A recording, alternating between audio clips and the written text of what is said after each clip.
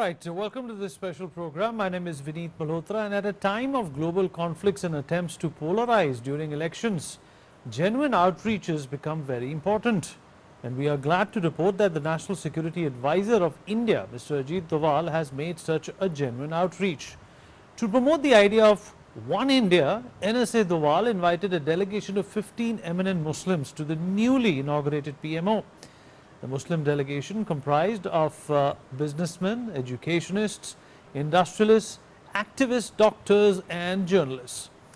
We have learned that Mr. Ajit Doval patiently heard the intellectuals for over an hour and then made an appeal emphasizing the importance of unity amongst religions in the country. Mr. Doval said, and I quote, "India is a ship. We all sail together and sink together." We are now being joined by eminent Muslims from the community to speak about this positive development.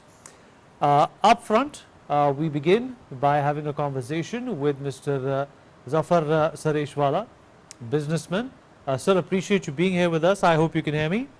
Yeah. Thank you so much for having me on your show. Thank you. Sir, it's a pleasure to have you. Sir, you were a part of this delegation, weren't you? And yes. What did you think, firstly, sir? It's a two-part question of the idea of having such an outreach, and secondly, the positive impact it can have, on any strained aspect of a community being divided. See, first of all, the whole idea was that we were about 16 people. And as you mentioned very rightly, it consisted of industrialists, businessmen, educationists, Vice Chancellor of Aligarh Muslim University, then President of Anjuman Islam, which comprises of more than 110 institutes and with almost 110,000 students from school to college, junior college to engineering college, polytechnic,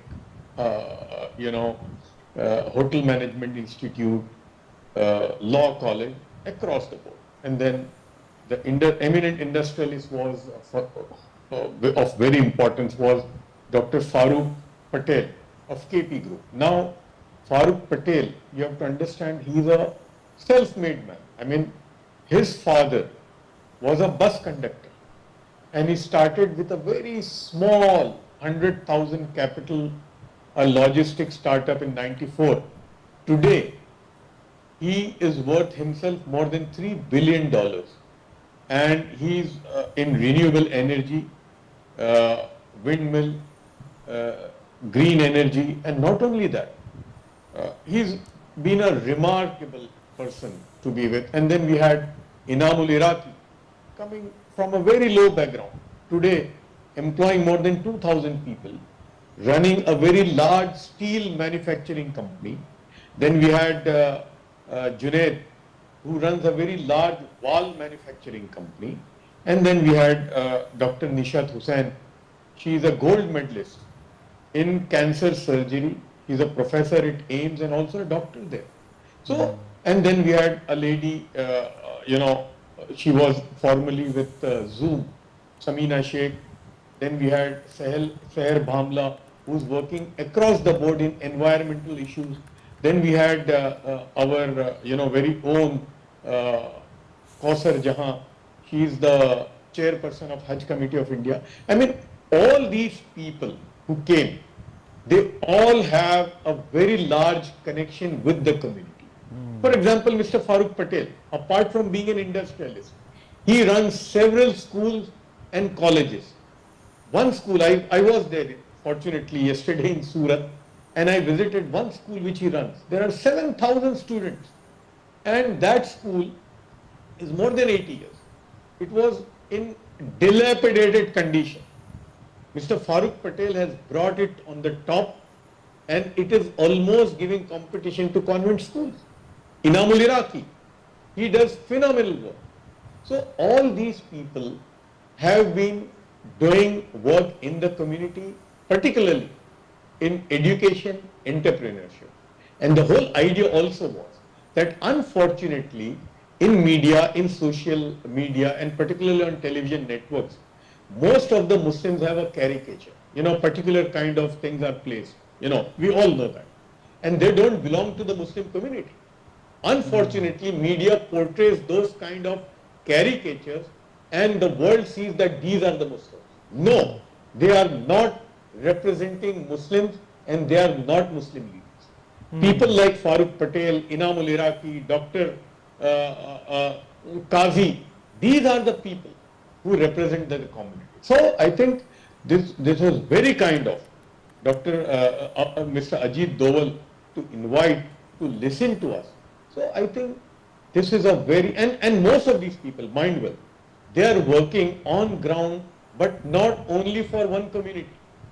Like Farooq Patel, every year he does, we have Samuh Lagan, mass marriages of, orphan girls.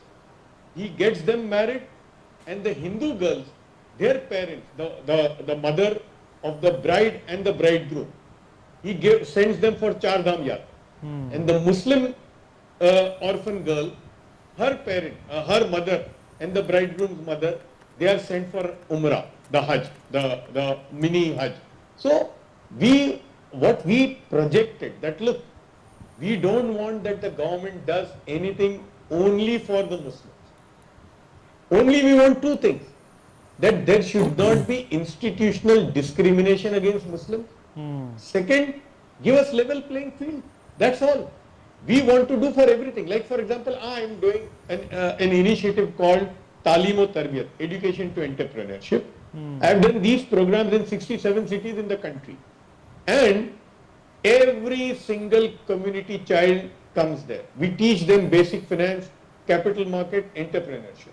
So what we are saying is that suppose 1,000 youth come in a particular program, maybe 250, 300 are Muslims, 700 others could be of any religion. So we want that. So, Mr. Ajit Doval has, a big supporter of, United India. We all know that. He's also been very supportive of the Prime Minister and his vision, whether be it Digital India, whether be it Viksit Bharat. Do you think that, there has been a narrative in the past which has kind of vilified this government when it comes to outlook towards certain communities, and that is not the correct outlook? Yeah, exactly. I mean, see, why on earth they would have invited us? 16 people, and we are not, none of us has some very big profile. I mean, we are all ordinary Muslims. Why would they invite? And we, in fact, because I was doing the interaction, everybody asked, because we had to go back, different cities. So everybody wanted to book the flight. So they said, how much time it will take? I said, well, maybe 15 minutes, 20 minutes at the most. They'll call us, photo opportunity, and then we'll go back. But when we went there, Mr. Doval said that, no, I want to listen to every one of you. And you'll be surprised. He listened to us for almost 1 hour, 25 minutes. And then he spoke for almost 35, 40 minutes. And the best part was, he said that, look, we are a ship. Either we sail together or sink together. He said it's not possible that the Muslims will drown and the Hindus will sail. No, either we sail together or we swim together. And he said, you come with us. I mean, the moot point is, see, we discuss things which can be done. Not like politicians, they, come and they offer Muslims something which is never going to happen. We'll give you reservation. We'll give you this. And it never happened. Here, we said, we don't want anything which is not possible. Suppose a government says, okay, we'll give you 5% reservation in school, in education and in jobs. But tomorrow, Supreme Court will get stuck down. So we said we don't want all these kind of things. We want that something tangible. And the best tangible thing which came out was, Mr. Doval said that, okay, you set up, and we said that education means we want primary schools with hostels in the poor areas. He said you set up that, but I know that it will be very difficult for the Muslim community to have a big corpus. You start, and I'll make sure that 10, 12 top industrialists of the country contribute in that corpus. You start. start doing that. Fair And enough. you create a committee within, we were 16, 3 or 4, whatever, and come and talk to us, whatever. In fact, we discussed every single issue which the Muslims are facing today. And he listened very patiently. And he said yes. Some things he accepted. And something he said that, look, for example, one thing very clearly he mentioned that, look, you, Mr. Zafur Sareshwala, you have several identities. You are Zafur Sareshwala, you are a Muslim. But then you are also a director of a company. You are also Indian. You are all, means we have several identities. Absolutely Now, if right, something doesn't happen, don't think that this has happened because of your identity of Muslim. Absolutely It could right, also be because you are not meritorious. Absolutely yes, right, sir. And that's a great insight that you have given us, sir. And it's heartening to see that such an initiative and an outreach has started, and I'm sure it's going to lead to a lot of positivity within communities as well. Sir, appreciate your time. Thank you so much for speaking with us. It was a very valuable insight. All right, I'm also pleased to say that we are joined by Haji Sayyid Salman Chishty, the Gaddi Nashin, Dargah Ajmer Sharif. Haji Sayyid Salman Chishty, appreciate you speaking with us. I hope you can hear me. Greed of peace, lots of blessings, and thank you for joining us. We can hear you, and we look forward to have this discussion. Thank you. Likewise, sir. Well, there's a meeting that has happened which was called upon by National Security Advisor, Mr. Ajit Doval. Do you think that this meeting sends a positive message that there are people in the government, that there are people in this government that are ready to listen to minorities and their issues?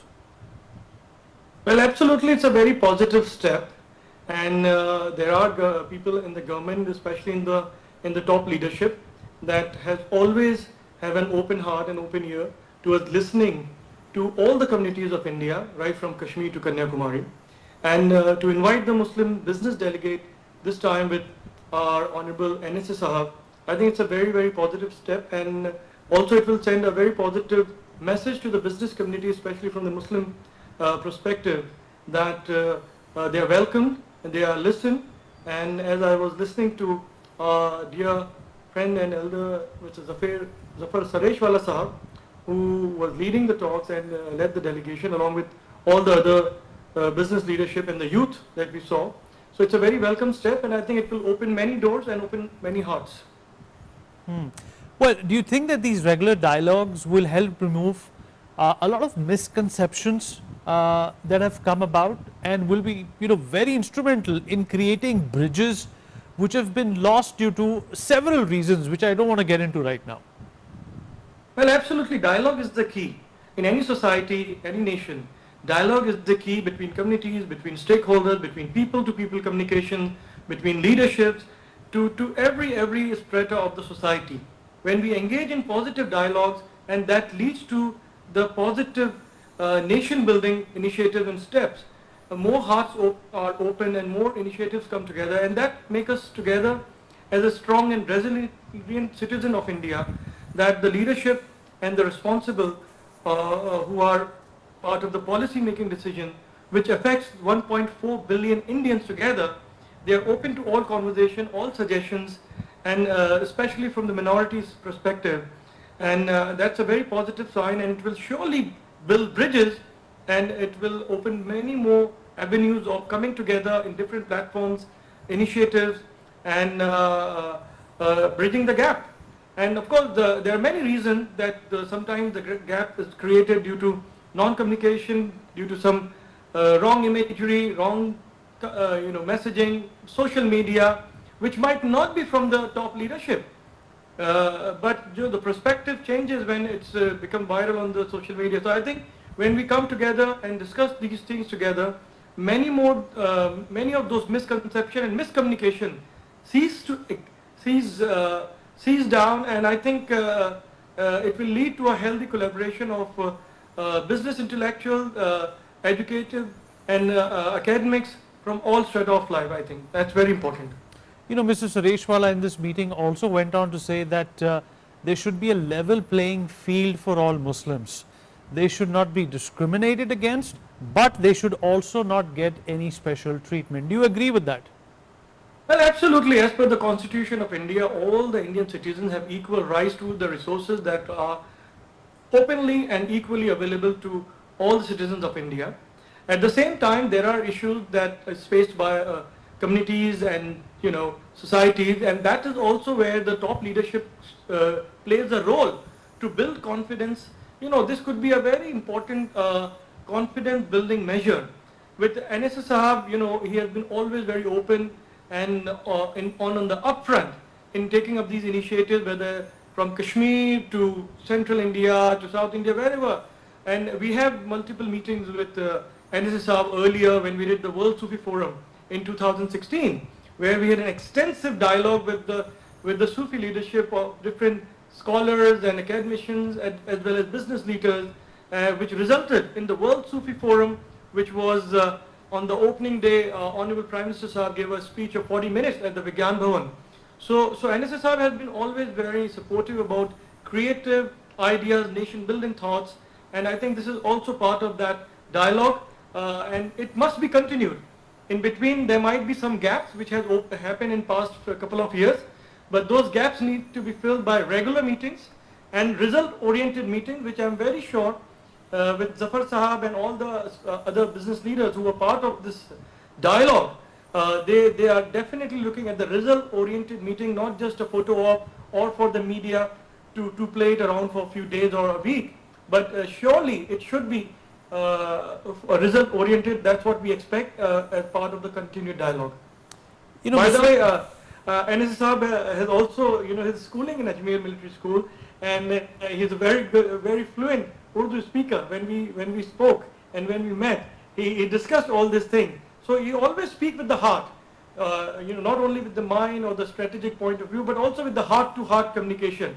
I think that's where it makes a difference when the top leadership touches the very core of heart-to-heart dialogue, which surely result in some implementation and action-oriented plans. Chishty Sahab, there was also a point to ponder and a point that was discussed in this landmark meeting, that because of social media, there is a lot of vilification and targeting of the Muslim community. How do you think the government should tackle that? Well, it's unfortunately that has been, which has fragmented, and as I said, over the past couple of years, a few years, the gap that has been seen between the dialogue also, as I said earlier, that the top leadership has always opened the door, we have met the Honorable Prime Minister a couple of times. Last year also we were at his residence, and we had a very good meeting with business leaders when the Prime Minister Sahab was handing over the chadar to Ajmer Sharif at the Urs. So there are, from the top leadership, there's always open doors and open heart dialogue, heart to heart. But when we talk about the lower strata of this political aspiration, or who aspire to become somebody at the moment, who are nobody, and they use social media as a tool to gain traction by commenting, by certain gestures which are totally unwanted into the Indian society, as India as a nation where all citizens are one family, as the Indian spiritual ethos command us to practice the values of Vasudhaiva Kutumbakum. The whole world is one family. So let alone India and Indians. So the social media did play a role in bridging, opening these pores into the bridge that has always been established, and that should be paved with heart-to-heart dialogues and meetings like this. Chishty Sahab, always a pleasure speaking with you. Thank you so much. Much appreciated you taking out the time. Thank you. Lots of blessings, and thank you. Blessings from Ajmer Sharif. Thank you so much, sir. All right. Also joining us on the program is Mr. Firoz Bakht Ahmed, Muslim thinker, former Chancellor of the Maulana Azad University. Sir, appreciate you being here, and it's good to have you back on our show, sir. So first of all, your reaction or your analysis of this meeting that was called, and what larger purpose does it serve in a fragmented society, sir? All right. I hope I am audible to you. You are, sir. Thank you so much. Now look here, for a start, let me congratulate my predecessor, Chancellor at Maulana Azad National Urdu University, Hyderabad, that is my friend Zafur Sahab. He led this delegation with a difference. Why with a difference? Because earlier the delegations have been meeting Doval Sahab, the Prime Minister, the Home Minister, in fact, all the who's who matter in Indian system of politics and otherwise.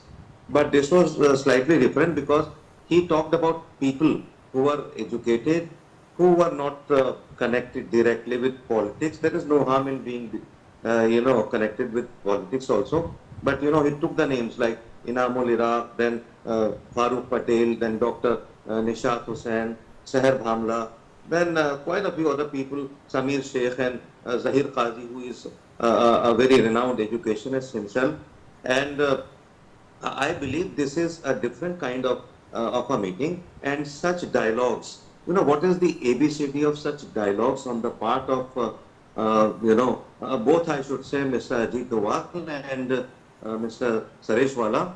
The ABCD is A, amity for animosity; B, brotherhood for barbarism; C, compassion for cruelty; and finally D for D means dialogue for deadlock. So this is a very simple ABCD, and it is needed. And as far as the fragmented society is concerned, the Hindu-Muslim paranoia is concerned, I believe it has actually been brought down quite a lot. And if such dialogues keep on taking place between, say, of course, NSA has many other top jobs to take care of, especially the entire security of the country, internal as well as external. However, he's quite interested the way, he shared biryani, before the doing away of 370 in Kashmir with people of Kashmir. And he has a very simple attitude. I believe, this conference has actually sent a very positive message for interfaith mingling and for living with peace.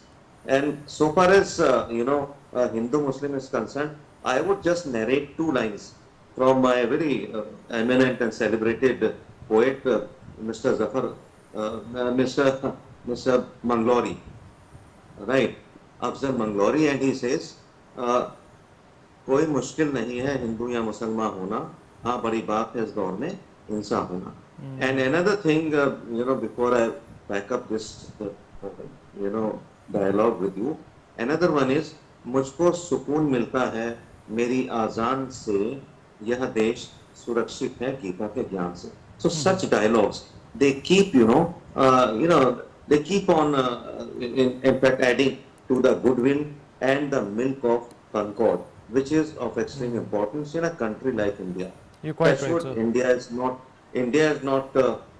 touched by wars, the kind of wars we are seeing almost in quite a few places. And such dialogues will keep the spirit of brotherhood alive now and forever. Fair enough, sir. Always a pleasure speaking with you, and appreciate you, sir, taking out the time and sharing your perspective on this very important beginning, if we can call it that. We'll take a short break now. Be right back.